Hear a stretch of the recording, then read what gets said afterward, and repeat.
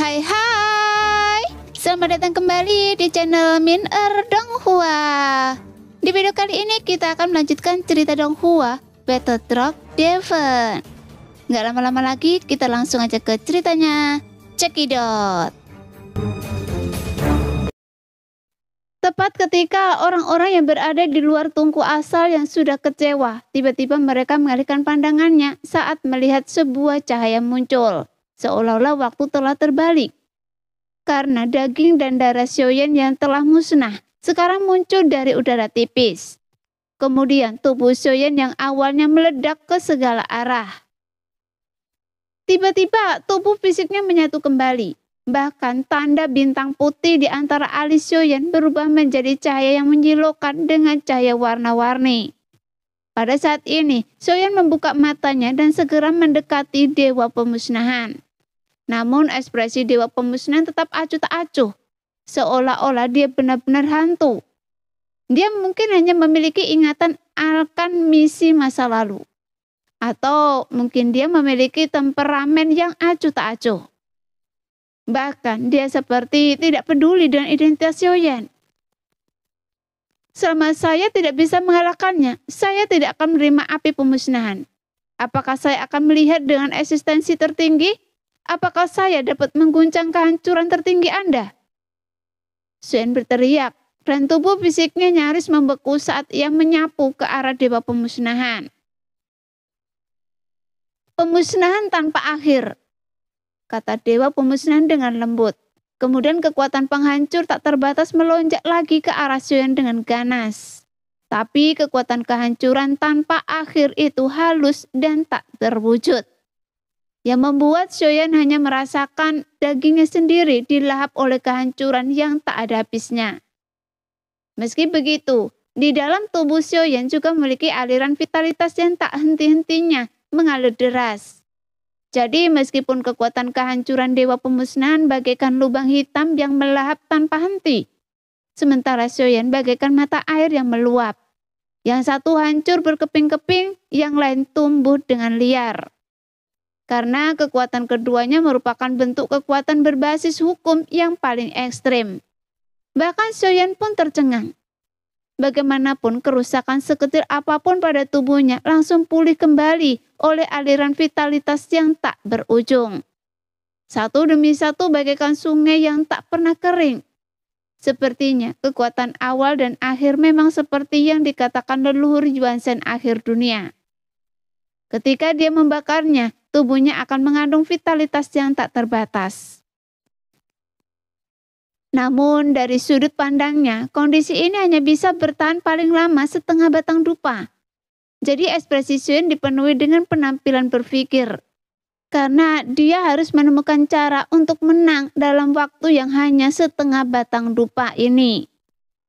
Sial, haruskah saya mengalahkan Dewa Pemusnahan? Memikirkan hal ini, Xiaoyan tersenyum kecut.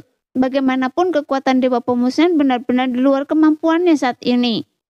Namun di saat yang sama, Xiaoyan memancarkan kekuatan jiwa yang tenang dan dia dapat dengan jelas merasakan bahwa Dewa Pemusnahan yang tampak kuat sebenarnya adalah api yang berkedap-kedip. Seolah-olah api itu akan memudar. Seolah-olah ini adalah kekuatan terakhirnya Dewa Pemusnahan. Api pemusnahan ini milik saya. Di antara para dewa hanya saya yang bisa mengendalikannya. Lagi pula Anda telah lama jatuh, jadi mengapa Anda begitu enggan menerimanya? Mengapa Anda masih berusaha mempersulit saya? Xiaoyan sedikit mengernyit, lalu ia meraung dan marah.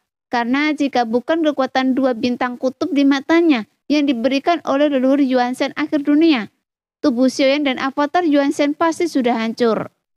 Jika Xiaoyan gagal dalam setengah batang dupa dalam pertarungan ini dan kehilangan vitalitas tak terbatas ini, maka situasinya dia hanya akan dihancurkan lagi. Jadi Xiaoyan hanya bisa menggertakkan giginya sehingga konfrontasi antara dia dan Dewa Pemusnahan berada dalam kebuntuan. Tapi ini adalah waktu yang sangat tidak menguntungkan bagi Xiaoyan karena setiap detik terus berlalu. Di luar tungku asal, banyak mata yang dipenuhi dengan kengerian. Bahkan mata selir api iblis abadi yang menatap Xiaoyan dia dipenuhi dengan rasa tak percaya. Dan hanya Ye Beijing yang tersenyum percaya diri. Lihat, saya benar kan? Ye Beijing merasa sangat memahami Xiaoyan. Lagi pula dewa pemusnahan hanyalah jiwa yang tersisa. Namun obsesinya begitu kuat. Sehingga dia seperti tidak senang menjalani ujian. Melainkan lebih seperti melindungi hati api. Sepertinya kematiannya pasti misterius. Bisik selir api iblis pelan. Dan Ye Beijing juga mengangguk pelan. Lagi pula tidak ada konflik di antara kedua wanita itu. Meskipun mereka bukan teman, tapi juga bukan musuh. Dan mereka hanya sepakat dalam hal ini. Namun kesepakatan ini tidak menjamin perselisihan di masa depan. Pada saat ini, tatapan mereka lebih terfokus pada Xiaoyan. Tatapan yang satu dipenuhi kekaguman yang tak terkira, sementara yang lain dipenuhi keterkejutan dan kekaguman. Meskipun mereka berdua memiliki pemikiran masing-masing, tapi tujuan mereka berbeda. Jika dia tidak bisa memecahkan kebuntuan ini, akan sulit baginya untuk menang. Selir iblis api abadi memandang Xiaoyan yang muncul kembali dan sepertinya berpikir bahwa peluangnya untuk menang masih rendah. Jadi dia berkata, jika dia bersedia, saya bisa membantunya sekarang? Tidak perlu. Pria yang saya sukai tidak membutuhkan Anda untuk membantunya. Dia bisa melakukannya sendiri. Kata Ye Beijing seolah-olah dia lebih percaya diri daripada Xiaoyan. Dan dia langsung menolak selir iblis api abadi. Hanya saja Xiaoyan tidak tahu apa yang dikatakan kedua wanita ini. Jika dia tahu, dia mungkin akan menyalahkan Ye Beijing saat ini. Bagaimanapun dewa pemusnahan telah mendorongnya hingga batasnya. Apakah tidak ada cara lain? Jika ini terus berlanjut, saya tidak akan mampu menahan kekuatan penghancur pamungkasnya. Lagi pula kekuatan bintang kutub adalah kekuatan yang dipinjam dari leluhur Yuanzhen kuno. Namun kekuatan ini pada akhirnya terbatas. Jika kekuatan awal dan akhir pada, maka dia tidak lagi mampu memasukkan vitalitas. Pada akhirnya, itu hanya akan membawa kehancuran. Bagaimana saya bisa memanfaatkan vitalitas yang tak terbatas untuk melawannya? Xiaoyan menggetarkan giginya, memikirkan cara untuk menembus kebuntuan ini. Api abadi adalah sumber kekuatan vitalitas. Jika saya ingin menembus kebuntuan ini, saya hanya bisa mengandalkan sumber api saya sendiri. Lagi pula, vitalitas tak terbatas yang dianugerahkan leluhur telah menghabiskannya secara besar-besaran. Sekarang jika saya ingin menang, saya hanya perlu menggunakan kekuatan api abadi untuk melawannya selama mungkin. Mata Xiaoyan berbinar tajam. Ia ternyata punya metode yang bisa memberinya sesuatu yang berguna. Dan di antara metodenya sendiri, memang ada satu yang bisa memberinya vitalitas. Yaitu api abadi peringkat ketiga. Bagaimanapun keabadian dan kekekalan berhubungan dengan vitalitas. Lagi pula, ini adalah kekuatan kehancuran terakhir dewa pemusnahan. Adapun perbedaan api abadi dan api pemusnahan terletak pada orang yang menggunakan api ini. Jadi kekuatan api pemusnahan bisa menjadi sangat menakutkan karena kekuatan pemiliknya. Tetapi sekarang dewa pemusnahan hanyalah jiwa yang tersisa. Meskipun dulunya kejayaannya tak terbatas, sekarang dia menghabiskan tugas terakhirnya di sungai waktu yang luas.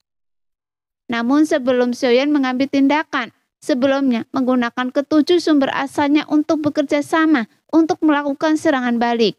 Meskipun ini memang memiliki efek khusus, tetapi sekarang tidak diperlukan lagi. Namun api abadi tidak dapat menyerap kehidupan tanpa ternoda oleh api.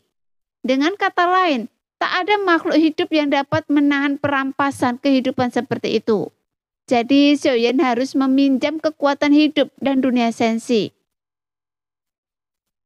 Setelah Xiaoyan mengambil keputusan, api abadi juga meledak.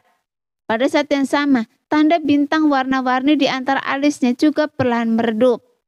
Sehingga vitalitasnya yang tak terbatas hampir lenyap. Yang membuat rasa kehancuran yang akan segera terjadi langsung menyelimuti Xiaoyan. Yang menunjukkan waktu Xiaoyan hampir habis. Tanpa ragu, tidak peduli apakah ia bisa berhasil atau tidak. Xiaoyan melepaskan tekadnya dan langsung memberi energi pada api abadi dengan sekuat tenaga, sehingga api abadi meledak seperti gelombang pasang, menyapu permukaan seperti penghalang, menembus segalanya, melewati tungku asap dan seluruh wilayah misterius. Kemudian menyebar menuju lautan kehampaan yang tak berujung. Saya Xiaoyan bukan karena saya ingin memanfaatkan vitalitas ini, karena saya memiliki energi dunia sensi. Sekarang untuk merebut api ini, saya harus memanfaatkan sumber vitalitas dunia. Jadi saya berharap sensi akan membantu saya dan meminjamkan saya vitalitas yang tak terbatas, sehingga saya dapat memperoleh api ini. Saya Xiaoyan adalah makhluk yang lahir di sensi. Saya putra sensi, berjuang untuk sensi, mati untuk sensi, dan berjuang untuk dunia. Xiaoyan berkata dalam hatinya dengan tulus. Jelas dalam ribuan tahun yang panjang ini, Xiaoyan bisa saja terjerumus ke dalam berbagai situasi. Tetapi Xiaoyan memilih jalan yang sangat sulit. Lebih tepatnya itu bukan pilihannya, karena semuanya telah diatur sejak lama oleh Yang Mulia. Dan ini juga merupakan pilihan warisan sensi. Meskipun sangat beresiko dan peluang keberhasilannya rendah, tetapi dia adalah reinkarnasi yang mulia, yang memiliki energi dunia. Mungkin orang lain akan gagal, tetapi Xiaoyan pasti akan berhasil. Saya tahu, jadi saya akan meminjamkannya pada Anda. Sebuah suara yang familiar tiba-tiba bergema di benak Xiaoyan. Nah, demikianlah video kali ini. Terima kasih yang sudah menonton video Min Er sampai selesai ya. Sampai jumpa lagi di video selanjutnya. Bye-bye.